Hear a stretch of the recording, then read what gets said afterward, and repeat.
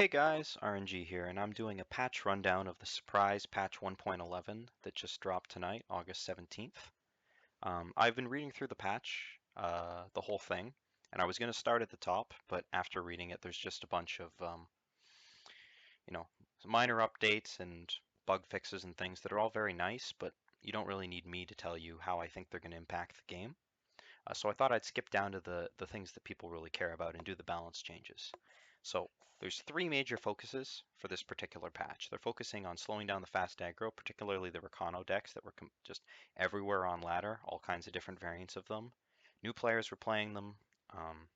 New players were getting crushed by them. Experienced players were choosing them just because they were so efficient. So they've decided that that is something that they need to tune down just a little bit. So we'll see what they have to do with that. They've also decided to give a boost to Feln strategies. They've decided that Primal Shadow was fallen a bit behind. It does have one of the best cards in the game, Champion of Cunning. But beyond that, it's just general strategy. I guess they decided was too weak, especially in a Rakano era. It's kind of interesting since I was turning to Feln decks to defeat Rakano decks. And finally, they have a couple minor tweaks to draft. Now, I've heard some rumors about these patch notes, but I've never actually seen them myself. This will be my first time reading through them, so please bear with me. Existing mix of options for Rakano decks play faster than they like, so they're decreasing. Yes.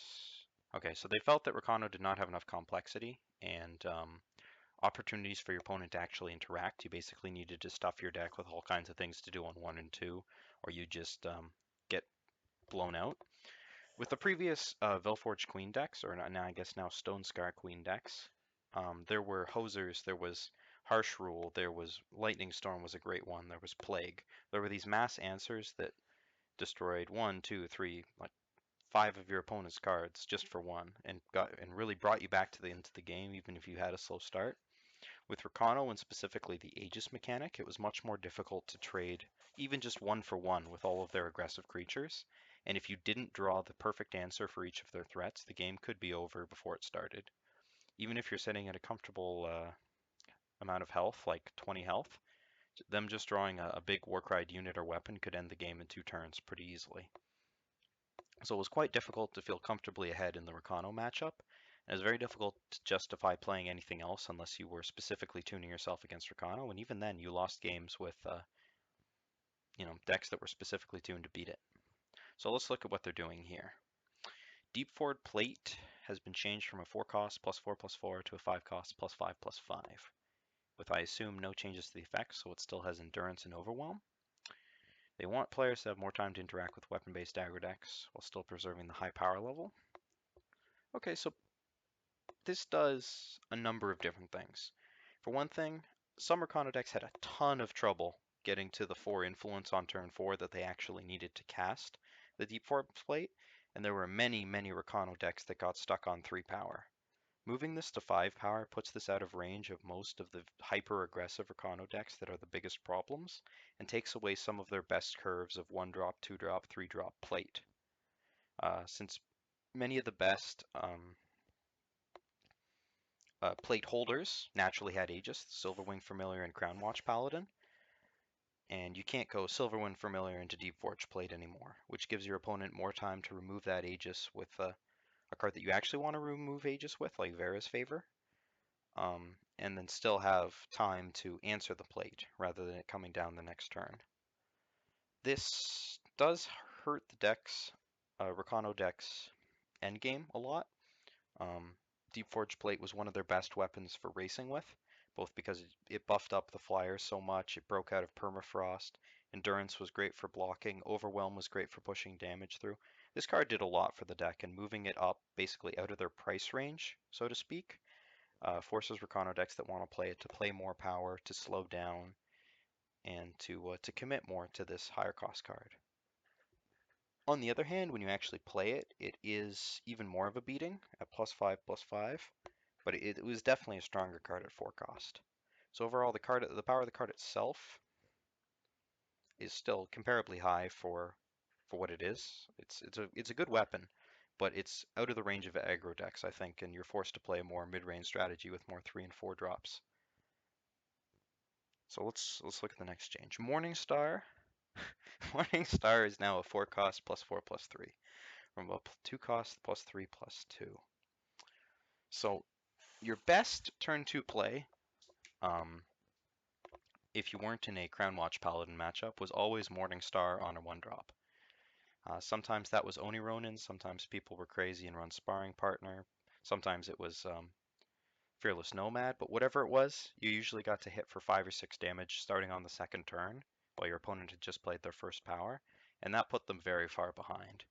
So I'm not surprised that they moved this up. I'm pretty surprised that they moved this up this much, as it's now essentially in the old plate slot. But the card is very much a lot worse now, and part of me wants to say constructed unplayable. Part of me says that slapping this on a Silverwing Familiar is still a 5-power attacker. It's certainly not something you want in all Rakano decks anymore, and even before, people were starting to move away from it. So they're taking away Rakano's general strategy of Aegis Guy, cheap weapons, and go. That's certainly something that they're targeting. Deep Forge Plate, I think we'll still see a lot of play, but in higher curve Rakano decks, we may see the rise of, Champion of Glory, Navani, the Valkyrie Enforcer, just a more mid-range variant. But Morningstar, I think, is going to stay on the sidelines for the most part. Players will be very much scared away by the cost doubling. So our next change is Fearless Nomad, and the only change is they've removed Overwhelm. Yes.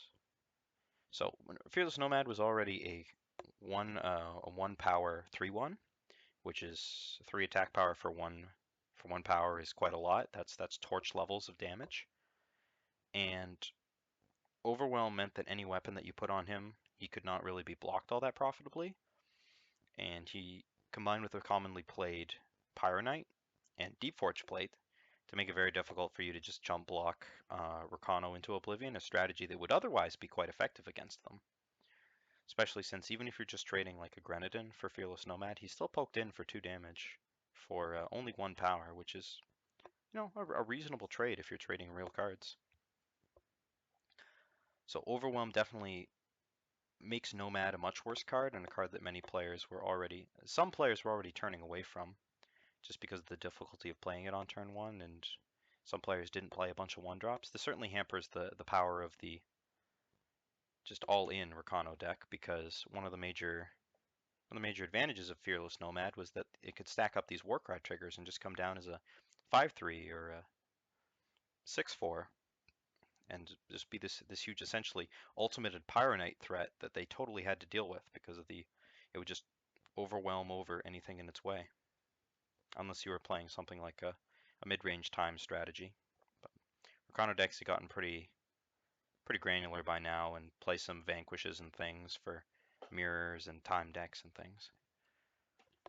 So Fearless Nomad, I think, is still a playable card, but definitely not as good, and not one that I think you're excited to say. I think it's firmly the 3rd best 1-drop that you can play nowadays, behind both Oni Ronin and Pyro Knight. I think those are both better choices, especially if your Rakano deck leans more towards mid-range and Pyro Knight has more chances to ultimate. Next up is Rakano Artisan, one of my favorite cards and namesake cards in the Armory decks. So we're getting a bit of collateral damage here, and its changes. Its health has moved from 1 to 2. No, 2/1 from 2. So basically, this has gotten a lot more fragile, which makes Artisan a much worse card against a number of different decks out of Armory specifically. It can no longer block profitably against token strategies like Stonescar. It is no longer able to survive just minor anti-aggro cards like Vera's Favor or Random Snowballs or Sickness, if anybody played that. I think that was just me in a sideboard once. But it can't profitably block. It can't profitably attack into anything. It just trades with stuff like Temple Scribes and other random units. It's basically just there as a spell unit. 2/1 is a much worse stat line than 2/2, even for such low mana or power. Yeah, more opportunity for Feln decks. Basically everything in Feln kills this now except for Annihilate. So I don't think this kills Armory by any means, but it makes the anti-aggro matchups a lot worse. since you can't block 1/1s, you can't attack through 1/1s, and you need a bit more of an early game focus, I think. At least more of a strategy than throw these in front of enemy, instead of throw these in front of enemies.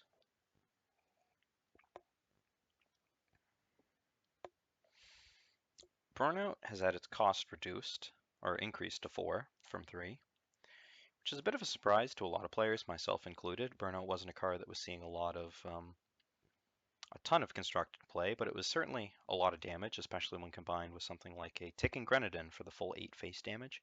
5 damage to the face is a lot, and they may have decided that since Direwolf Digital sees all the sets moving forward, that some of the aggro cards coming up push this amount of burn over the top, especially since there are a number of different ways to get value out of sacrificing your own units. It's possible, and I think likely, that in their internal metagames, testing these changes with the Fall of Rakano Stone Scar decks rose to take up the aggro position, and Burnout was performing just a little bit too efficiently in those decks for their liking. So I don't mind the change. I don't think anybody's crying out for Burnout at 3, but it certainly slows the card down and makes it a lot less of a attractive inclusion. 4 is a lot of power to commit, especially since at 5 you could do all that face damage with something like a Flame Blast. Moving on to the next stage, Feln. Feln has had a couple of buffs, apparently. Alright, what are we starting with? Black Sky Harbinger has had its health moved to 5. So Harbinger no longer falls prey to cards like Lightning Strike or Auric Runehammer, as now a 3/5 lifesteal flyer that deals 1 to everything on your opponent's side when it comes into play. I think that moves it from sees play in some Feln decks to sees play in most Feln decks, because it combines a spread damage aspect with the life gain that Feln is usually looking to find. It doesn't have many other reliable sources of, since Umbran Reeker can be silenced. And the 3/5 lifesteal flyer is not bad stats, even for 6 power. If it was costed any less, I think it would be, well, it would certainly be an auto include at 4, and at 5 it would be very appealing prospect. So I don't think it's too overcosted at 6. I wouldn't be surprised to see 2 of these or more in more Feln decks moving forward, or even non-Feln decks. I don't think the influence requirements are on it are too high. Sorry, 3-color decks. Moving on, Feln Bloodcaster. Its previous text was units you control gain deadly until end of turn, which is kind of medium, and it's been replaced with Ultimate, pay 7, draw the top card of each deck. So this is not something we've ever seen before. We've seen stealing cards like Pilfer and Subvert, and they don't really do anything. We've never seen anything that draws 2 cards. And I don't see any changes to the body, so it's still a 2/5 for 3, which is Comber Healer stats, which is a card that's seeing a lot of play right now against aggro. However,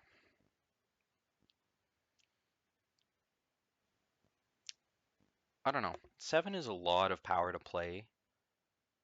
It draws you 2 cards, but you don't know what either of them are, and one of them's from your opponent's deck. Now, stealing cards is a lot better in this game than it is in some other games because of influence requirements being removed when you steal them. And I could see Feln Bloodcaster seeing play, because it's less dead in the late game. It's still just a vanilla 2/5 until you reach all the way to 7 power. So I wouldn't say that this is an auto include by any means, but it's more interesting now. The ultimate doesn't draw me personally at all. For 7 power, you can play a lot of good things. And you compare this to Seraph, which is also a 3 power unit, and it's not really comparable. Seraph can be used multiple times, is usually a lot stronger effect. But Feln Bloodcaster does have late game applications now. It draws two cards. So I'd be a lot more confident of it seeing play in this iteration than its previous one. Next up, we have Jotun Hurler, which has gone to 4 attack from 3. So it's now a 4/5 for 5, which makes it a better card. It's still undercosted for its stats. A 4/5 for 5 is not the most exciting of cards, But Snowball is a pretty good card, and it helps out a lot against, yeah, removing Aegis. So I would not be surprised if we saw any deck that was playing Levitate as an Aegis remover move to Jotun Hurler in the same slot. Snowball's not a fast spell, but it does deal with 1 hit point units, like up to and including the aforementioned Rakano Artisan, which has recently been nerfed. And I just read the next line. So I can try to hold off on that for a second and talk about Jotun Hurler. Jotun Hurler is a reasonable body that you can play for 5 power that can block some things, trade with others. You know, a lot of there are a number of 3-drops that can attack through it, and it lines up better against some of the weaker 4-drops. So you're not too far behind the curve, and it attacks for more damage, attacks through more things. Notably, Seraph is a card that I immediately think of that it can block and attack through that it could not before. And Snowball is looking better in this lower health, more go wide metagame, as I anticipate that Rakano decks are going to move into more of a stacking units on top of stacking weapons on top of already impressive units, and then using cards like Protect to protect them, or moving into a more go wide strategy with lots of 1-drops and 2-1s and 3-1s, which Snowball is also quite good against. Next up, we come to the trollsiest patch note I've seen in a while. Jotun Avalancher has been changed to a 3/4 from a 2/5 in order to better line up against the format. Now this is hilarious because Jotun Avalancher was changed from a 3/4 to a 2/5 in the previous patch for exactly the same reason. Well, that was listed. In order to better line up against the format. So either the format has changed a whole lot in this one patch and we're not aware of it, or we're just completely getting trolled by these minor non-changes as they flip this card back and forth. I don't think Jotun Avalancher saw any play before it was changed. I know it didn't see any play after it was changed, and I don't anticipate it will see any play after this new change. So let's thank Direwolf Digital for buffing out their patch notes by 3 lines. Next up we have Draft, which they have adjusted slightly. So Deathstrike has been moved back to uncommon from common, which doesn't surprise me at all. Deathstrike was the 2nd best common in the game, and it was the best removal spell, pure removal spell in the game. Yes, there was way too much removal in Shadow. If you've listened to, well, me talk about drafting at all, I love Stone Scar because of the huge amount of removal. Deathstrike basically obsoleted Execute at common by also being a common and being better in most situations. Completely non-situational. It's a fast spell, and it only cost 1 more. So I'm not surprised at all to see this move to uncommon. It's a very powerful card. Next, we've moved Sabotage to common. Sabotage wasn't a popular choice in draft, and nor was it a difficult pickup in constructed. Wasn't an expensive card, so sort of a shift change. Deathstrike moves up, nothing moves down. Finally, we have next we have Paladin's Oathbook, which has been moved to rare. Paladin's Oathbook was probably one of the top 3 uncommons you could open, just from the way that it snowballed games. Draft games were predicated on some draft games were very easily decided by tempo, and Paladin's Oathbook took that to an extreme by taking a good 1-drop and just basically making it unkillable, or taking a 4-drop and making it completely absurd. Combined well with any of the 4 power cards like Bright Mace Paladin and Rebel Sharpshooter in Rakano colors. Combined well with Aegis, combined well with Flyers. Didn't require a lot of investment, basically stuck around throughout the entire game because of how rare it is to have main deck relic removal in draft, and was just a huge problem for an opponent that in turns where you played it on turn 2. So it's a very good card. Moving it up to rare does not make it a worse card. It just makes it less frequent for opponents to totally get run over by it in draft. And finally, Privilege of Rank moves down. They say it's to enable Empower, but basically Privilege of Rank is one of the weakest rares that you can open. It doesn't see a lot of play. It saw some fringe play back when it made 2 Justice Sigils instead of just searching for them, because you could play it in and discard it in non-Justice decks just to buff up your power count, which was kind of cool. But it's not really a draft bomb, so you're not too happy to see it in the rare slot. And moving it down to uncommon, you know, if you can pick up multiples, it might be interesting in something like a ramp deck or an empower deck, as they say. So I'm not unhappy with the change. I like what it does for packs more than drafts for that particular change. But Paladin Oathbook moving up to rare is probably good for everybody who's facing it off against Oathbook decks. And Death Strike needed to move to uncommon. Execute was just you got multiple executes in draft because players were picking Death Strikes over them, even though you were both in Shadow, because they could show up in the same pack with such frequency, which was a bit of an issue. Tuned a bit too much power into Shadow. So overall, I'm happy with the draft changes. I'm very interested to see what happened with the Feln changes. I think Champion of Cunning is still way too strong and needs to be tuned down. I'm honestly a little bit surprised that it hasn't, but I guess they're trying to leave it out there as a combo card, something that gives charge. It's one of only 2 cards that give mass charge, and those are important for any combo decks that arise, and there's a lot of combo players that haven't been satisfied.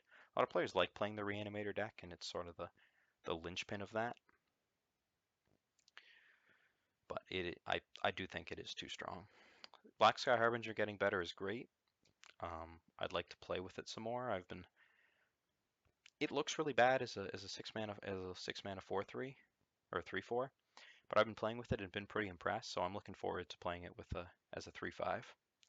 Bloodcaster, I'm not particularly drawn to, but I think that there are some decks that could play it. The fact that it's an ultimate instead of just an ability is really what turns me off to it. The fact that you can only use it once. If you could use Bloodcaster as a repeatable late game card draw, that would make it a lot more interesting to me because it can just be a dirtily creature in the meantime. Jotun Hurler looks good. I think we're going to see a lot more snowballs in ranked, especially if the aggro meta comes swinging back in full force after the patch. And Jotun Avalancher, well, Direwolf, you tricked us before with the 2/5. You've put it back. All is right with the Avalancher world, and I still don't think this card's going to see any play. As for the aggressive changes, Deepforged Blade has been moved up into a mid-range card away from an aggro card, and I think that's great. I think there's a mid-range Rakano deck that just hasn't been explored because of how efficient the aggro version is, and I'd like to see something more. I'd like to see Aijin get play. I think that Deepforged Plate decks don't necessarily want Aijin, since Aijin's more of a value card. Deepforged Plate just kills your opponent. But I'm excited to see what comes out of that. Morningstar, I think, has been mostly removed from